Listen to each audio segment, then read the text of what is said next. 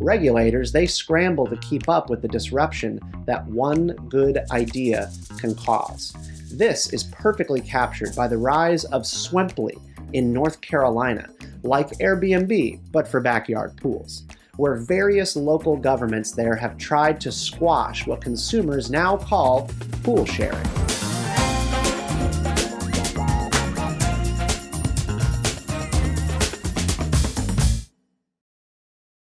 If you live in North Carolina, you're out of luck. On May 20th, Mecklenburg County, North Carolina, blasted out a warning to residents of the Charlotte metro area saying residential pools for short-term rentals forbidden in Mecklenburg County.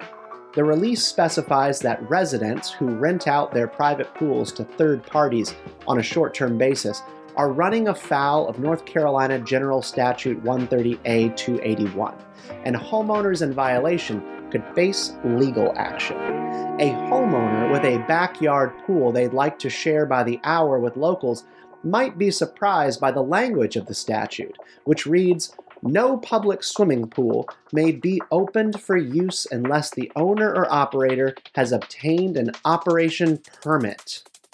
Mecklenburg is making the argument that a private oasis in your backyard being rented to someone on an app for a fee is now regulated under state law as a public pool if they are collecting a rental fee for it, like those with swimmers packed shoulder to shoulder, lifeguards giving lessons, and hosting swim meets for competition teams. I don't have a pool. We live in a townhome community. We don't get to swim during the summer. But for just $40 an hour, I'm able to come to a pool like this and have the time of my life during the summer in the middle of a heat wave. It's an incredible opportunity made possible by technology and innovation like Swimply. A public pool must follow all manner of regulations, including having a landline available to its swimmers for dialing 911 in an emergency. They have to log daily tests of water pH levels, chemicals, temperatures, disinfectants.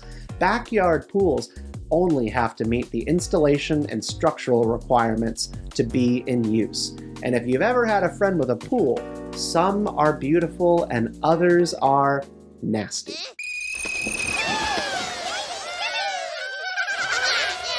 Mecklenburg County's Public Health Environmental Health Division copied the homework of Orange County, North Carolina, and Buncombe County, which began sending threatening letters to homeowners in 2023 who were using the Swimply app to share their pool.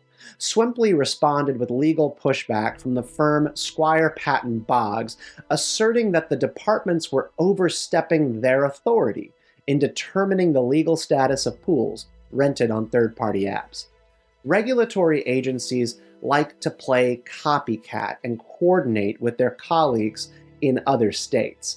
They also push where there is mush, meaning any vagueness in state law is taken as an invitation to regulate. North Carolina's 1999 Vacation Rental Act, the VRA, is the existing law of the land when it comes to short-term rentals in the state. Now, due to its age, the VRA has been at the center of one local fight after another, as sharing economy apps like Airbnb, Vrbo, and Flipkey have come onto the scene for rentals. Battles have raged from Wilmington to Asheville, and just as the state legislature began to get familiar with the concept of home sharing, new forms of peer-to-peer commerce arose like pool sharing, Swimply, and the peer-to-peer exchange of backyards for dogs to play in, an app known as Sniff Spot. North Carolina's Department of Health and Human Services has not been amused by the fun that people are having in renting backyard pools for birthday parties and social events. The agency released a memo in 2021 offering guidance to local health departments, which amounts to a strongly worded suggestion that can be enforced with impunity in the absence of clear law by the state legislature. The Carolina Journal in Raleigh rightly called this form of regulation regulatory dark matter, where lone bureaucrats, acting almost alone, essentially rule by blog post. A simple publication on an agency website, a press release, or any documentation bearing an official state watermark of North Carolina is enough for it to be treated as law, even when it's not. Thou shalt not share at thy backyard pool.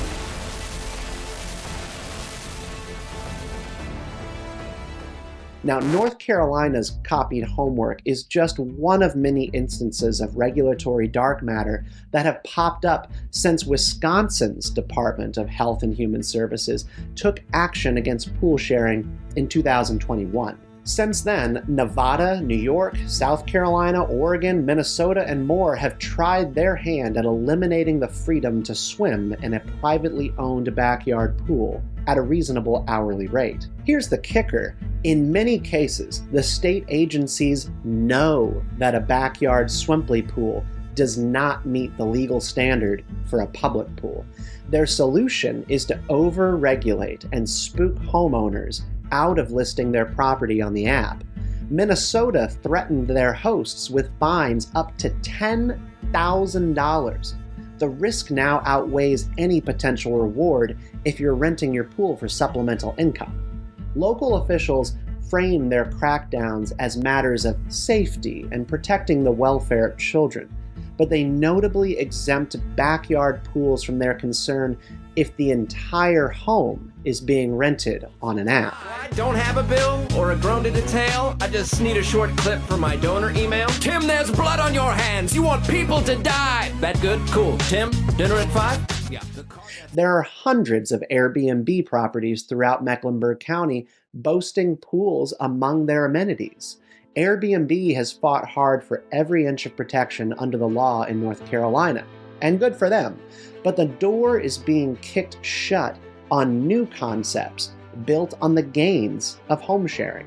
The trend amounts to an equal protection issue for new entrants to the sharing economy, such as Swimply. North Carolina's Department of Health and Human Services exempts home rentals from their thinking on pool safety, in no small part due to the coastal tourism industry, where large rental properties have private pools. If you've ever been to eastern North Carolina, it's filled with these McMansions, where pools are the destination for booze-fueled late-night parties and wedding receptions, precisely the kind of activity you'd be most concerned about when it comes to drownings and general safety issues. But a homeowner in Charlotte or Hillsborough in a quiet neighborhood hosting a family of 3 for an innocent 2 hours of swimming is treated as total anarchy by the county governments. North Carolina's state legislature needs to take action this year and clarify state law and its scope of coverage for short-term rentals.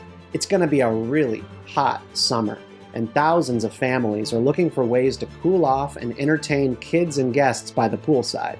And homeowners, they need to have the opportunity to make use of their private property to make ends meet. Consumers, they need more choices for spots where they can swim. But above all else, the law should be clear to everyone who lives under it. If consumer choice and property rights are not going to be upheld in the state of North Carolina, the least that Raleigh can do is settle this issue for North Carolinians who are being intimidated and harassed by regulators who, frankly, have too much time on their hands.